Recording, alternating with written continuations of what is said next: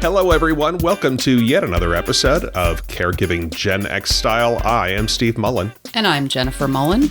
In this episode, we're going to cover a topic we don't know a great deal about, but thankfully for us, we have a guest. According to some research I did, about 5 million Americans have Alzheimer's disease, and most of them are elderly.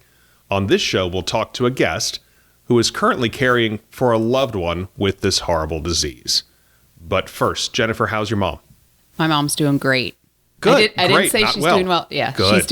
Mixing it up. She's doing great. I'm mixing it up. I believe it was on the last episode I was sharing that she had some basal cell carcinoma on her nose. As odd as it sounds, we had a lovely day the day we were at the dermatologist because we got to spend a lot of time together in between waiting for all the results of that and chatting and really enjoyed ourselves and then had some lunch afterwards. So that was awesome. The result of that is her nose is healing really nicely, so that's good. She had to have several stitches, and there was a whole big discussion about was it going to change the shape of her nose, et cetera, et cetera. And it has changed the shape of her nose a tiny bit. Am I going to recognize her when I see her? I think you'll still recognize her. Just her checking. Grandchildren will still recognize her.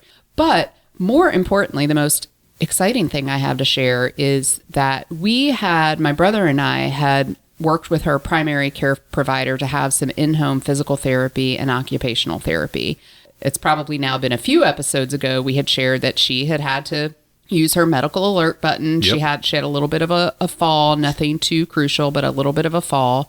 So I had been at a doctor's appointment with her primary care physician, and the subject of this fall came up. And I said, any chance we could maybe get a little in-home physical therapy and occupational therapy? Yep, no problem. Got it scheduled, which was fantastic. So yesterday I stopped by on my way to work to drop off her laundry. And she was sitting in her recliner in her living room, and she went to go stand up to give me a kiss goodbye. I'm in and out quick in the morning when I'm stopping by on my way to work, and she went to go stand up to give me a kiss goodbye, and she popped right up out of her recliner. I have not seen her move like that I don't even remember the last time. I mean, she just put her hands down next to her and just boom, stood right up. That's great. This is exciting, Steve. You've absolutely. seen her mobility It's great to decline. see the results of what they're doing. It absolutely. And sometimes if you're not there for a few appointments, PT, OT, whatever it is, you're a little surprised at what they can suddenly do. Yes. Well, and I think too, I don't know that she has realized the full effect of it. So of course, probably much like you do with your children when they do something you're really proud of. I couldn't believe it. I said, Mom, do you realize what you just did and how great that was? I can't believe how much stronger you seem right now. And she said, oh yeah, it's really I do feel like it's going well. I wanted to make sure that she was realizing the benefits of it. And of course, then I excitedly got in my car and before I headed off, I texted my brother and I said, I can't even believe this. I'm so excited at just how strong she seemed. It's fantastic. Right, Yeah, it's it the works. Little things. It works. It definitely works. So, Steve, how's your mom? So I mentioned, first of all, she's back. She's in assisted living. She's settled in. Everything's great there after her hospitalization, et cetera, et cetera. But I did mention back after she got out of the hospital that I had so many How's Your Mom stories stored away. And I thought I'd go ahead and start sharing them episode by episode. We're just going to roll them out for the next several episodes. Yeah. So this one comes from when she was in skilled nursing and rehab. And by the way, she has instructed me from now on to say skilled nursing and rehab. Oh. Because to her, skilled nursing sounds like nursing home. Okay. She doesn't like it. All right. Well, so fair skilled point. nursing and rehab is okay. So from now on, it's skilled nursing and rehab. That's fine. Which is a mouthful. But anyway, this comes from when she was there. And we had a patient care team meeting. And wait, I'm sorry. Can we back up for a second? We're just going to have to call it a snur. That's way more fun to say. That might be more fun to say than sniff. Snurf. Got to add facility on the end. Oh, yeah. Okay. A snurf. Oh, it's going to be a new one. Okay. That was a squirrel. Sorry, folks. Go ahead, Steve. So she was in skilled nursing and rehab facility, a SNRF, and we were having the patient care team meeting. Now, anybody who's had a loved one in a facility like this probably knows what these are all about, but if you haven't, basically it's, when they first get there or as they go along, you'll have a meeting and it will have everybody that works with them. So the PT, the OT, nursing, member of the social work team. I mean, basically everybody, and then family members, and then, of course, the patient. And this was our first one. And so my mother and I were in her room waiting, and they all came in, and they introduced themselves. And my mother said, well, I'm Nana. She said her name. And then I popped up, and I did what I typically do in facilities like this because I think I'm funny. Yeah, you can see from Jennifer's laugh that I'm not actually funny, but I said, well, I'm her favorite son. And their eyes got a little wide, and they all kind of looked at her, and she said, he does my laundry. I don't want to argue with him, or he'll stop. That's exactly right. So she has a little bit of a sense of humor. Yeah. It's dry, and I get that from her. It is true. Her sense of humor has always been dry, so I'm not surprised. And in fact, I'm glad to hear that it continues. That it continues. That's a good thing. Exactly. All right, so let's move on to our episode. Alzheimer's is a memory disease that slowly takes away its victim's ability to remember, even later functions in any really meaningful way. It's the most common type of dementia, but it's more progressive than other varieties. Many types of dementia are treatable, but there's really no cure for Alzheimer's, and it always just gets worse one way or another. Some other research I did, it's the 6th leading cause of death in the United States. So joining us for this episode is Christoph Sisson. How are you?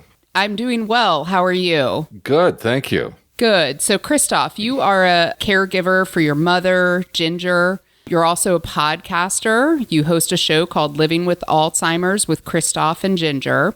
So first, Christoph, thank you so much for joining us on Caregiving Gen X Style. It's a pleasure. Thanks for the invitation. So first off, we always ask our guests, how's your mom? Yeah, I was listening to your stories. And now we get to listen to yours. Yeah, that was great. Your mom popping up after some PT. That's awesome. It was exciting.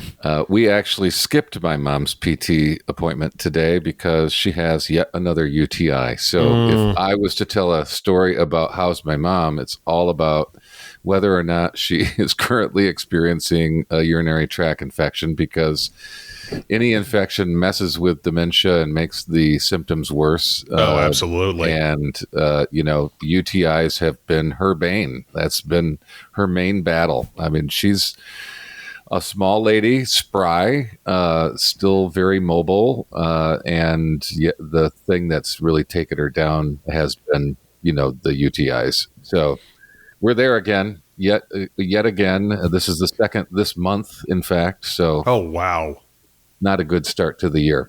Oh, I am sorry to hear that. And yes, some of our listeners who have been with us throughout our entire journey of this podcast definitely know UTIs are a thing that Steve's mom has battled a lot. It's true. It's true. We did a whole episode of a cautionary tale. Christoph, if you haven't listened to it, you might want to go ahead and skip that one, because it's pretty awful as to what can happen if nobody's around when they have that UTI, and woof. Yeah, so we let's just start off by saying we empathize with you so much, especially if that's an ongoing thing with your mom. We definitely understand how challenging that is. So, I mean, how she's in the middle of it right now, but do you feel like you're headed on the upswing of that?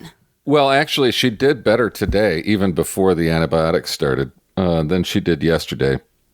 Good. So that was a good sign. I think part of the reality is you just kind of deal as best you can. And she seems to still have that capability, even though many of her other capabilities have gone. And so today she was more mobile, but like Tuesday, she took a spill, and that was her first fall in months.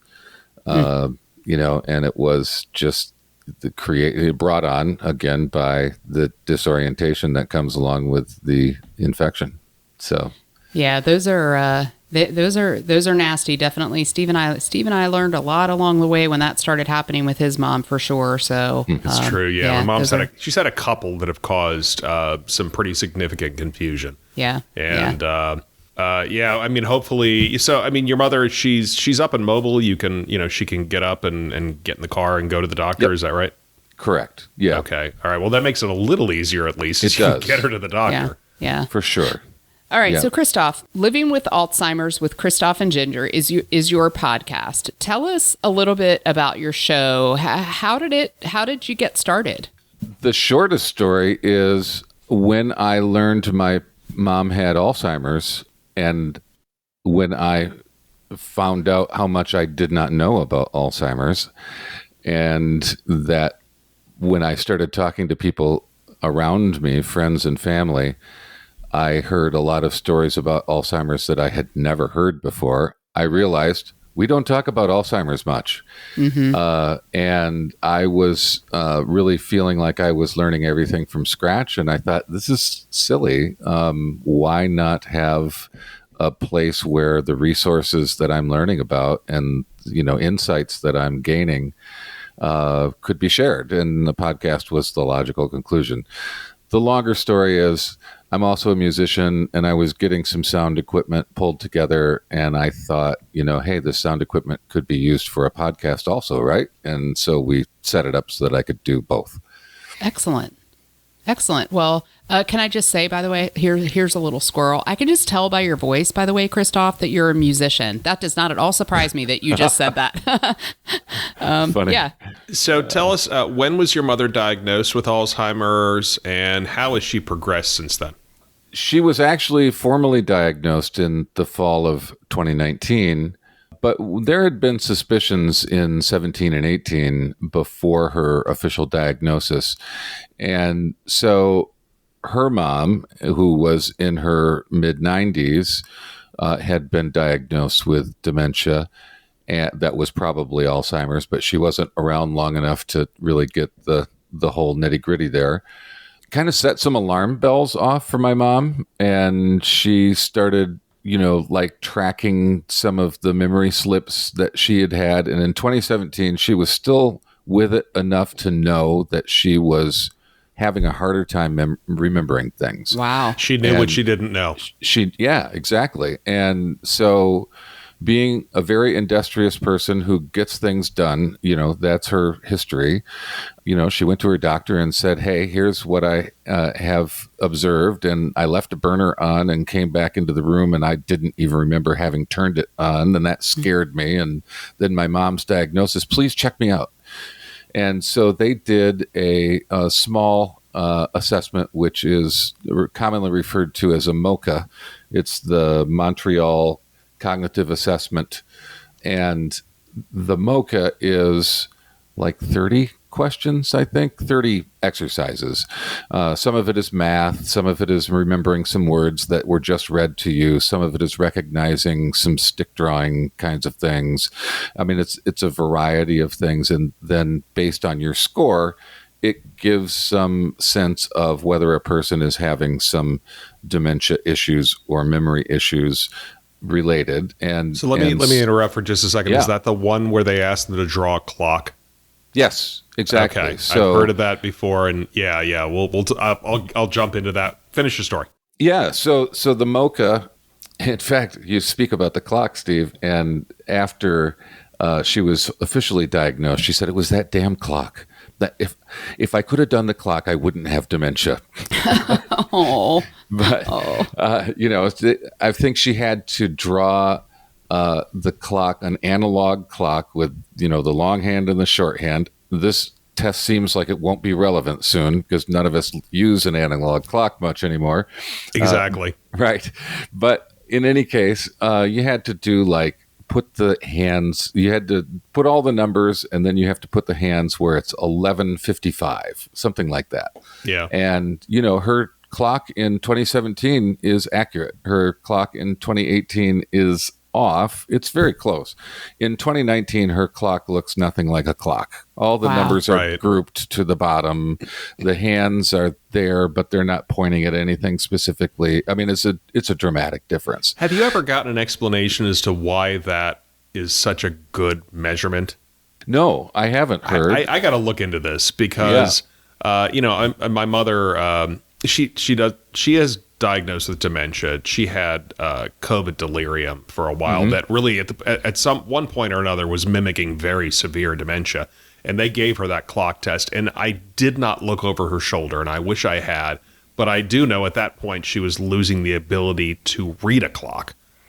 Okay. And we were getting to the point where we were just going to buy her a digital watch because she always wears a watch. But I'm going to have to look into that. If anybody out there, if any of our listeners know the story behind that or why that's such a big thing that they do, please shoot us an email. I would love to know. Yeah, but I also think, Christoph, that is a really interesting point too, though, about using that as a measurement. That's going to become more challenging in the future. You were 100% right, because right, like no one's using those types of clocks, or at least not very often anymore. So everybody's got a phone these days, and so you're doing it digitally. You might look at the analog, representation of it on your phone, but probably not. Yeah. So yeah. In any case, in 17, she went herself. In 18, I came up I had lived in Kansas City for a long time, and I came up to visit in Michigan, where I am now. And very excitedly, she told me about a product called Living Lettuce. And I've not seen it since, actually, but the concept was there was this little well in the bottom of the container for the lettuce, and you put some water in there, and it kept it fresh longer. And she was really excited about that. So she took it out of the fridge and she said, "Have you ever seen this?" And I was like, "Oh, no, I haven't. What is that?" "Oh, Living Lettuce. Great, great." And so we went along and we continued with the day. And, a couple hours later, she brought that thing out of the fridge again and said, "Have you ever heard about Living Lettuce?" I was like, just about 2 hours ago, Mom. And, later in the evening, she told me about it again, as if she had never explained it to me. And that's when I went, something's going on here. And so I encouraged her to reach out to her doctor again. That was 2018.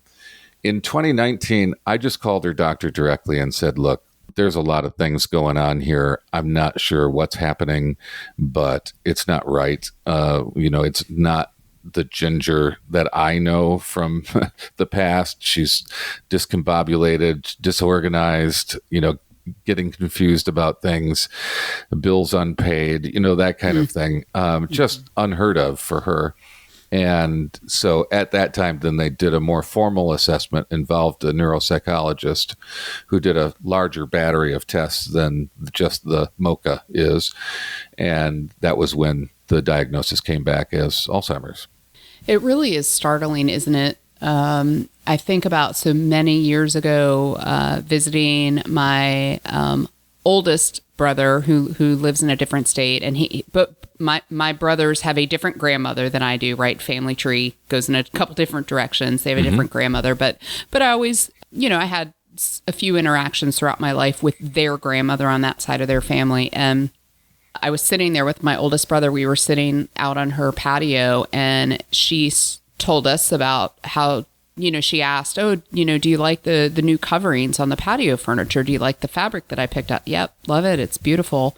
And then, just like you said, it was probably 15, 20 minutes later, she asked the same question. And I was probably, at the time, I might have been 14, 15 years old. This was a long time ago. And it was really my first experience with someone who was at that stage of Alzheimer's. And it was very startling. And throughout the probably hour that my oldest brother and I were sitting there talking with her, she asked if we liked the fabric that she had picked out for this patio furniture a dozen times probably. Wow. And it really is very startling. So I can only imagine when you're there with your mother, Christoph, and the Living Lettuce story, and throughout one evening sort of having that realization of, something definitely is not right here. Right. It's tough, definitely. So, we don't have, as I mentioned earlier, we don't have a lot of experience with Alzheimer's. My grandmother actually had Alzheimer's, but, at the time Jennifer and I were pretty busy with a young family, and my mother took care of her. I did have some interactions with her, so, know a little bit about it. But you live with your mother, is that correct? That's correct. And what's a typical day like? So the typical day has changed over the past 3 years. So I had helped my parents get into assisted living back in early 2020, just before the pandemic. And then my dad passed. And then with the isolation of the pandemic and, just the way things were going in assisted living during the pandemic, my dad was gone. She's totally isolated. Residents are not seeing each other, interacting with each other. My siblings and I decided something's got to change. And I had the opportunity to come up and return her to her home of 35 years. And so that's where we are. The whole idea was she would be in an environment that is familiar to her. And initially, that really resonated with her. So she was in what they call early stage Alzheimer's, as opposed to early onset, which we can talk about later.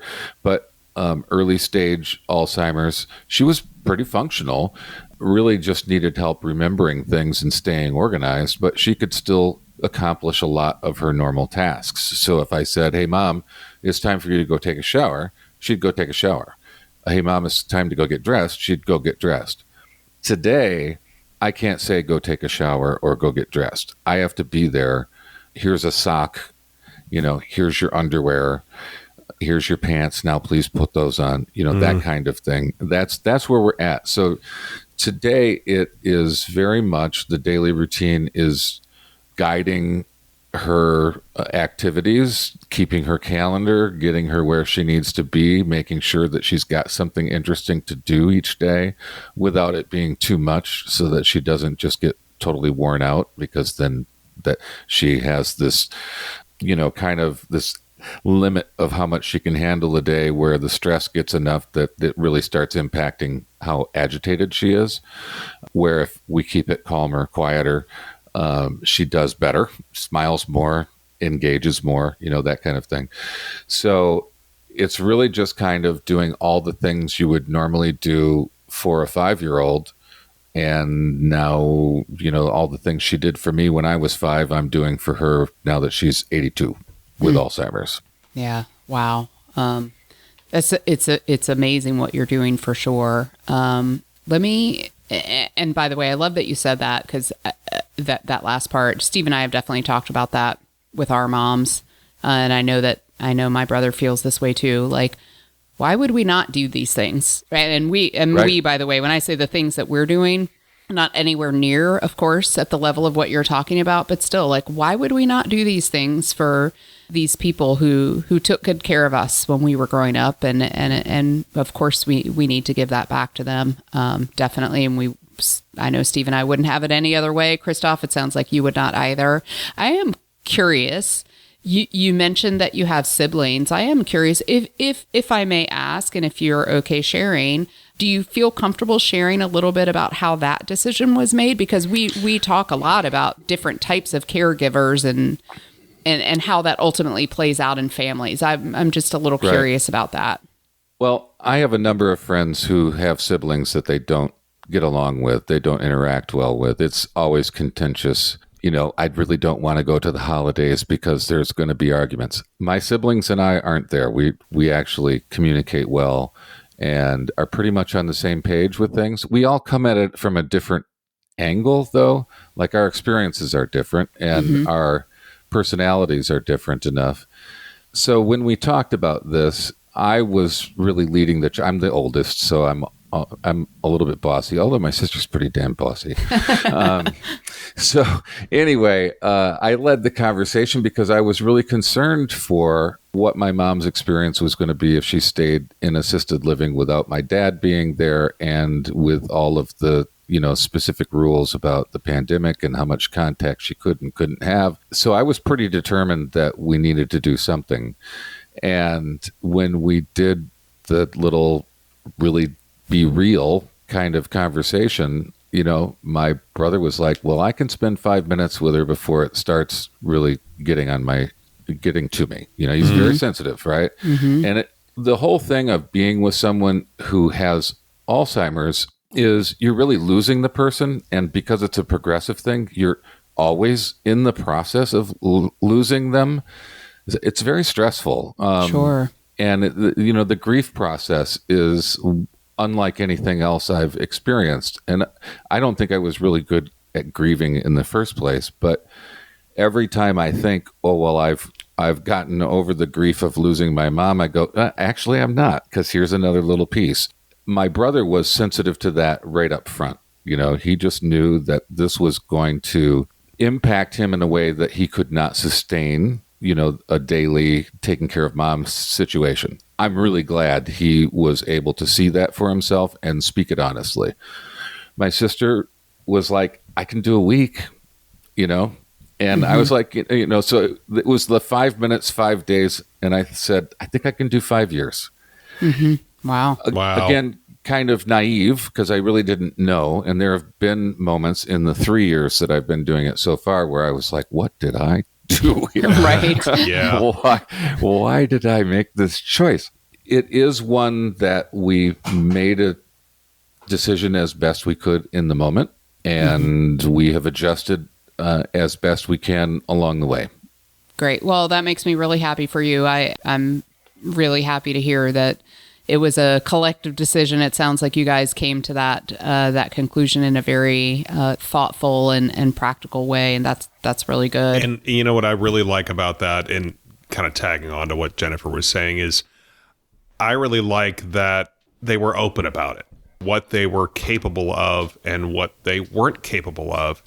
And, a lot of times it's, with these situations, with deciding who's going to be primary, who's going to not be primary, a lot of times there is no decision. It just happens. Right. But I think that a logical discussion of who is able to do what, in terms of, what kind of capacity they have in time or emotions or whatever, makes a whole lot of sense. And I wish more families would do that.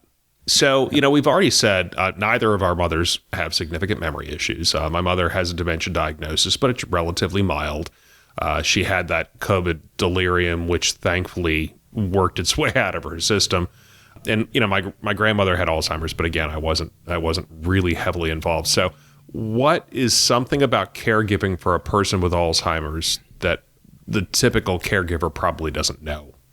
To me, I think the biggest knock on the head around Alzheimer's was that you die from it. I said earlier that my siblings and I were helping our parents get into an assisted living, and so we were doing a lot of touring on our own, and we'd take them to the few that we thought were, up their alley. And I was sitting with the director of an assisted living facility, and we were talking about the needs and shared that my mom had Alzheimer's. And the director said, my mom just died from Alzheimer's. And I just had that, that double take and said, what did you just say? And she said, I'm sorry if I'm the one to be telling you this for the first time, but a person eventually forgets how to breathe and they die. Yeah. And I was like, oh, yeah, nobody said that. Right. I mean, it was just a blow that I had not been prepared for. The memory loss, the additional cognitive issues, capabilities and the like. But the fact that, it impacts you that significantly that you're going to die from it was new information. And so it has definitely impacted how I do the caregiving because it's kind of like, while you can appreciate this kind of activity, we're going to do it. And when you don't appreciate it anymore, then we're probably not anymore, So that was the first thing. And the other thing that I had to learn as a caregiver was about its pace.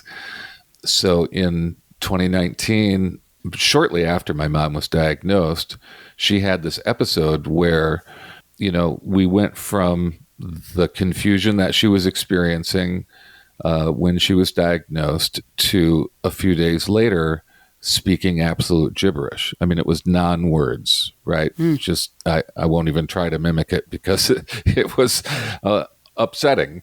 It was not even really baby talk. It was just like her mouth was moving and sounds were being made, but it didn't make any sense. But she was looking at people as if she was making sense. As if she was talking to them. And then gesturing and asking question like she was asking a question, and then furrowing her eyebrows like confused why you wouldn't respond. And so I was like, oh my goodness, what is going on? We ended up in the hospital.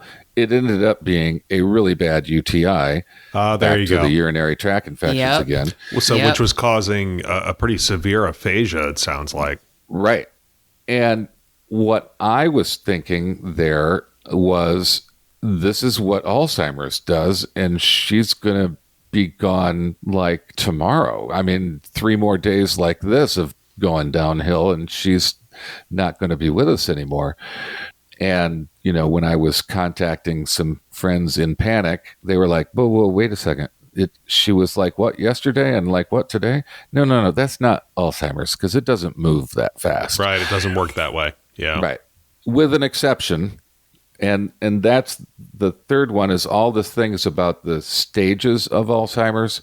So there's a few different ways that they slice it up, but early, middle, and late stage is how they typically do.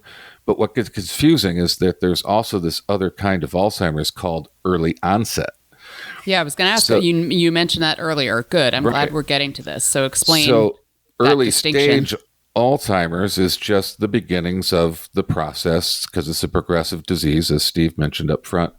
And early onset is the kind of Alzheimer's that people are experiencing in their 40s or 50s. I mean, I think some are even earlier than that, 30s perhaps. Early onset Alzheimer's progresses very quickly.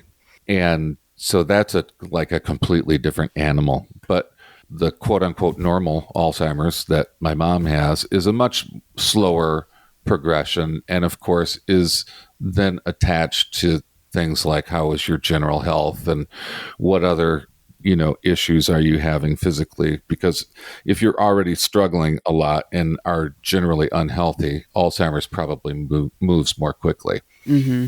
And if you don't get care when you have an infection, it's going to move really quickly too, because your body's just going to start shutting down, right? Right. So that was the other thing that I learned just recently, because the neurologist did the annual update.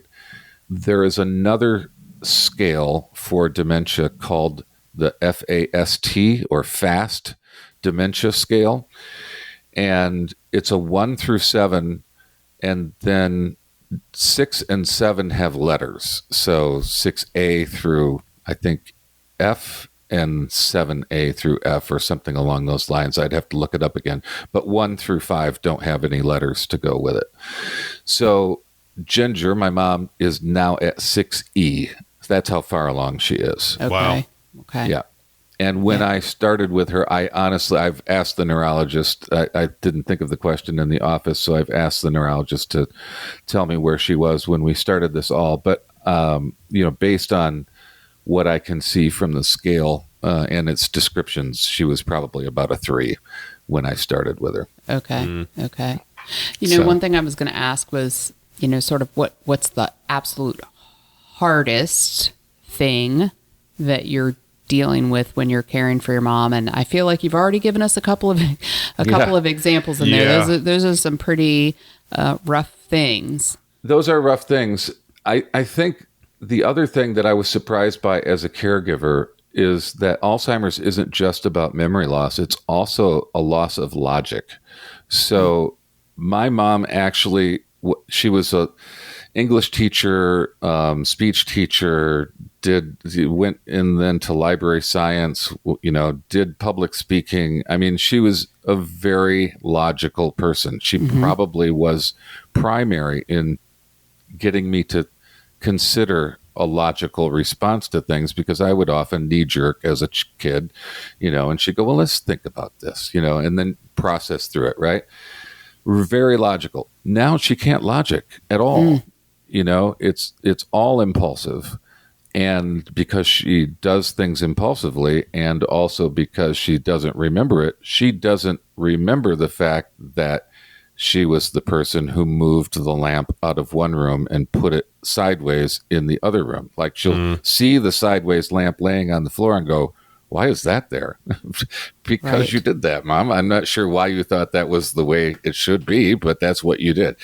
You know, so it's things like that all of a sudden crop up. The level of logic loss is happening along with the memory loss. and other cognitive problems. So right now, she cannot remember a question once she has asked it. Oh, wow. Yeah. So if she says, "How are you doing today?" and you said, "Oh, I didn't hear you. Could you say, what did you ask?"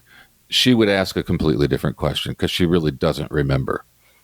It's fascinating in one way because I cannot tell you how many times I've gone, how does the brain work at all? When it works, that's amazing that it works. And to see it, how it doesn't work when it doesn't work is really rather fascinating. It's also really saddening, you know? Of course. Yes, right. We know this, right? Like you grow up, you learn in science, you hear about it. The brain is just like incomprehensible in a lot of ways. And this is actually Alzheimer's, unfortunately, is a perfect example of that. It's incomprehensible. Like, why do all the things that worked at one point just suddenly not work anymore? Yeah. Yep. So earlier, I was thinking, okay, what's the hardest thing? And of course, we've talked about a lot of the hard things, but you also said something that I thought was really interesting, and that was having moments where you say, okay, let's appreciate doing this activity, because you're sort of, it seems to me, having a recognition of this might be the last time that we do this activity. Right. So this might sound like a bit of a weird question, so I hope I'm going to be able to ask it the right way, but what are you finding maybe is one of the best things about this situation that you find yourself in, caring for your mom in this way? The best thing has simply been the amount of change in the family's communication. It's drawn us together, I think, where we all were kind of on our own paths, following our goals and taking care of the daily needs and all that kind of thing, and not really connecting up so often. And now I feel like there's a much stronger bond between us. So, and just more empathy on my part, I think, just taking more time to really kind of embrace the moment and be in the moment. So yeah, I mean, definitely there've been positives by choosing to be her caregiver. Right. Well, and I love that you say that, right? You're choosing to be there. As we mentioned earlier, these are people who took care of us, and and it's now our opportunity to turn around and choose to care for them. So there is something special in that. Some people, I think, it can embrace that more than others, definitely. But yeah, I do think it's really special that, even though clearly it's very challenging on so many levels, but that you are choosing to be there to care for her. So yeah, and I think my biggest issue as a caregiver is that my personality style with things that aren't going well is I tend to lead with frustration, right? So if something isn't going the way I would want it to go, I'm like, at first, right? And it was actually some insight from having an ADHD child, where a phrase came along that was curious, not furious. That helped me to go, just, okay, wait a second. That did not go the way I wanted. And my first response, I wanted to be furious, but let me step back and be curious a minute. I've really had to use that mantra a lot. And there are days where I forget about it. And I go with furious first. You're human. Yes. Yep. And then at the end of the day, typically, or a couple days later, I'll go, you know what? There was a better response I could have chosen. and then typically the next time that happens, I deal with it better. But I mean, I think the curious, not furious is a really good way to go for those people out there that are caregiving and lead with, the upset first. Also, it's just that whole thing of learning about yourself and how you respond in all these situations, Yeah. Well, I love that phrase though, curious, not furious. I think that 100% applies not just to caregiving of someone who has Alzheimer's, but all of it, right? Like, right. We're all human. We all have these like little frustrations that pop up. And, you know, if you step back and look at the bigger picture, I mean, maybe some of the frustrations that Steve and I have, or, you know, my brother has sometimes, you know, very minimal compared to certainly the situation that we're talking about here with you and your mom. But that curious, not furious, I love that. I'm going to use that definitely moving forward, because I think that could apply in a lot of situations. Yeah. So, Christoph, how can people find your podcast? The easiest way is to just go to the website, and it's Living with Alzheimer's. So it's LW for living with, and then ALZ for Alzheimer's.com. So LWALZ.com. All of it's there. It's also on all the major podcast outlets, so you can find it if you look for Living with Alzheimer's. That sounds great. So thank you so much for joining us today. We really appreciate it. Yeah, this was a really enlightening conversation. We appreciate it. Definitely think that some folks who have been listening to our podcast over the last, year and a half, we know there are some out there who are definitely dealing with similar situations. So we hope this has been helpful. If somebody is thinking that maybe they're dealing with dementia, or they know they're dealing with dementia, I always recommend Alzheimer's Association as the place to start. Just call them up. They have an 800 number. It's right on their website. And they will do a free consultation. And in fact, they even set you up with a counselor to work through a care plan and all that. But if it's even just a question like, is this dementia?